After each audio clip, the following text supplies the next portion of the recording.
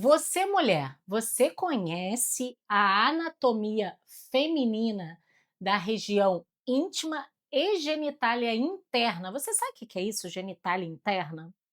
É esse vídeo que teremos por aqui hoje. A gente já teve alguns vídeos falando sobre essa temática, mas agora eu peguei mais apetrechos e vou mostrar muitas coisas interessantíssimas. Vamos desmistificar a região íntima feminina. Primeiro, a gente já vai começar pela queridinha, né? Vocês já conhecem ela. Eu já mostrei ela por aqui. Eu chamo de perereca. Cada um chama do jeito que quer, né? Mas nessa almofada, a gente tem alguns detalhes importantes, como o nome que você vai olhar, pegar um espelhinho e você vai olhar a sua, tá? Claro que essa não é uma original de fábrica, mas vai ajudar vocês a interpretar. Primeira coisa, essa parte mais gordinha que a gente tem por aqui, a gente chama de grandes lábios. E aqui por dentro, os pequenos lábios. O que acontece? Algumas mulheres têm o pequeno maior do que o grande. Então fica aquela pele que às vezes incomoda tanto esteticamente quanto você sentar numa bicicleta, fazer bike, porque isso está tão grande que é desconfortável. Mas existe tratamento, tá? A gente chama isso de ninfoplastia, que é a cirurgia dos pequenos lábios. E aí você vai fazer com o ginecologista ou com o cirurgião plástico e vai melhorar. Isso vai resolver. Agora, o queridinho, que eu já mostrei em outro vídeo e vou mostrar de novo, é esse aqui, né? Esse aqui é o clitóris. Às vezes ele tá tão escondidinho como tá aqui, que o parceiro não consegue achar, né. Então a gente tem que saber anatomia para direcionar, né, o nosso prazer, porque esse daqui só foi feito para nos dar prazer. O clitóris é só para isso, ele não serve para mais nada. Só que o detalhe é, ele não é só essa pontinha. Ele é muito mais do que isso. Eu vou virar para vocês entenderem a potência. A potência. Primeiro aqui, ó. Aqui na vagina, né? Quando tem a penetração, vai bater aqui nas paredes vaginais. E aí você vai entender quando bate aqui em cima, que às vezes, dependendo do movimento, você sente um frisson. E olha o tamanho do clitóris. Eu acho isso incrível, incrível. São tantas terminações nervosas, tantas. Então, por isso que algumas mulheres relatam, né, orgasmo na penetração vaginal, porque acaba passando pelo clitóris, de uma certa forma, dentro da vagina. Mas a pontinha aqui do clitóris, que é algo mais acessível durante a relação sexual. Então, por onde que sai a menstruação, né? A menstruação sai por esse buraco aqui. Vamos supor que isso seja uma menstruação. Saiu. Vocês percebem que aqui em cima, ó, tá vendo esse negocinho aqui, pequenininho? Essa é a uretra, que é o buraquinho onde sai a urina, onde sai o xixi. E o clitóris, que eu tirei ele, fica acima da uretra. Então, isso é importante também, né? Porque algumas pessoas não conhecem a importância da uretra, a anatomia da uretra. Sabe, quando a pessoa perde xixi quando tosse, às vezes a uretra está mais frouxa. Com o passar da idade, isso pode acontecer. Então, se estiver acontecendo com você, você tem que procurar o ginecologista. Então, vamos botar a vagina para dentro, né? E aí, quando entra na vagina, no fundo da vagina, o fundo não é totalmente cego. O que tem aqui no fundo da vagina? Agora sim, novidades. Temos isso. Esse aqui é o colo do útero, que ele estaria aqui, ó, nessa posição aqui anatômica. O útero está aqui. quando vem o esperma para a pessoa engravidar, né? O espermatozoide tem que entrar, gente, olha a dificuldade.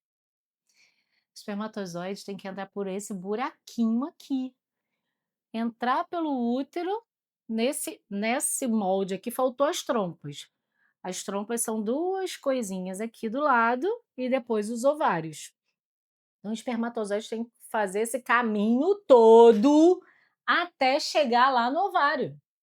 E aí, se ele, na verdade, o espermatozoide vai chegar só na trompa. Depois que a gente ovula, esse óvulo vai para a trompa. Então, um encontro, esse encontro que gera a vida, acontece na trompa, e não no ovário não, e nem no útero, tá? O encontro entre o espermatozoide e o óvulo acontece na trompa. E às vezes, se essa trompa é doente, algumas mulheres, essa gravidez para na trompa, que a gente chama de gravidez tubária ou gravidez ectópica. E o bebê não consegue crescer ali, a trompa é muito pequenininha. A mulher acaba tendo que operar, às vezes, muitas vezes de emergência, porque a trompa meio que explode se ficar com uma gravidez na trompa. Então, esse colo do útero, esse daqui, é sim o, o objetivo do exame de preventivo, que a gente tem mais um vídeo no canal falando de preventivo. Mas agora vocês vão ver os detalhes. Então, quando o ginecologista pega o bico de pato, introduz lá na vagina, abre o bico de pato. Ele quer ver quem? Ele quer ver isso aqui, ó. Ele quer ver o colo do útero. Então, é mais ou menos essa posição que acontece o preventivo.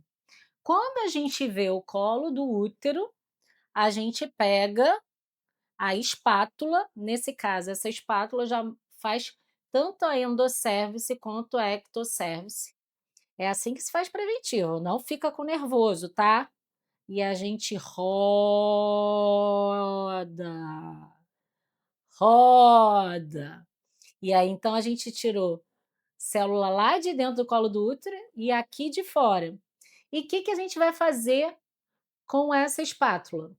Botar dentro do frasquinho para coleta do preventivo. A gente bota aqui, sacode, sacode, sacode, ó, e deixa a escovinha, ó, lá dentro e manda esse material para estudo, tanto para fazer o Papa Nicolau quanto para fazer o novo HPV-DNA, que é a genotipagem de HPV, que tem um vídeo, é só você procurar aqui no canal explicando os detalhes desse novo teste.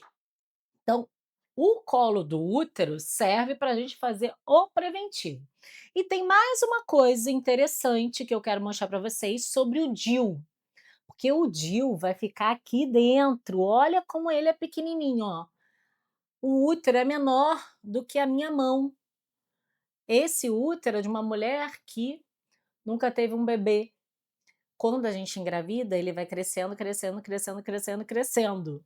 Então, quando a gente vai botar o DIU, é o mesmo mecanismo. A gente abre o bico de pato, vê o colo do útero, só que a gente bota uma pinça aqui, aí nessa hora pode doer. Dá uma pinçada aqui. Depois da pinçada, a gente tem que medir o tamanho do útero, que é com esse aparelhinho aqui, que a gente chama de esterômetro. Então, a gente vai introduzir e ver qual o tamanho desse útero. Esse aqui é um tamanho bem tradicional, 8 centímetros. A gente tira, então, essa hora também, para colocar o DIU no consultório, essa hora pode incomodar bastante. E a última etapa é realmente introduzir o DIU. Como eu tenho um DIU oficial e lacrado, funcionante, eu não vou abrir o DIU, né? Porque eu não vou estragar. Que eu posso realmente botar numa paciente esse DIU. Mas aqui você vê, ó, o DIU é esse T. Esse é o mini DIU de cobre com prata. É essa parte aqui, ó, Só essa parte até aqui, que tem o metal, que vai ficar dentro desse úterozinho. A outra parte é só para introduzir, né, passar pela vagina e botar dentro do útero. Mas o DIU mesmo é só o T que vem até aqui. Esse é o mini DIU de cobre com prata. Ele dura 5 anos.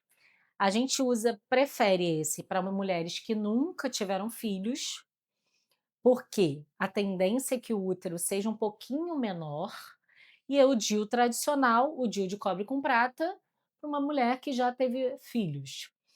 A minha sugestão é que antes de você optar pelo DIU, né, você procure um profissional que te explique os detalhes, porque assim, algumas mulheres sim conseguem botar o DIU no consultório sem anestesia.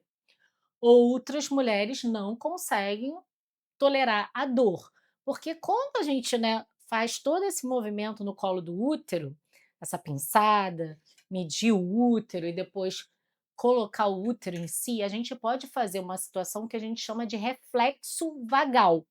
Esse estímulo doloroso uterino provoca a liberação de neurotransmissores que pode provocar bradicardia, o coração bater mais devagar, uma sensação de enjoo, uma sensação de desmaio intensa e realmente tem que suspender o procedimento. Não dá para continuar, que a paciente começa a passar muito mal. Então, se já aconteceu isso com você, quando você botou o DIU, o nome do que aconteceu é reflexo vagal. E não tem como saber qual mulher vai ter reflexo vagal ou não.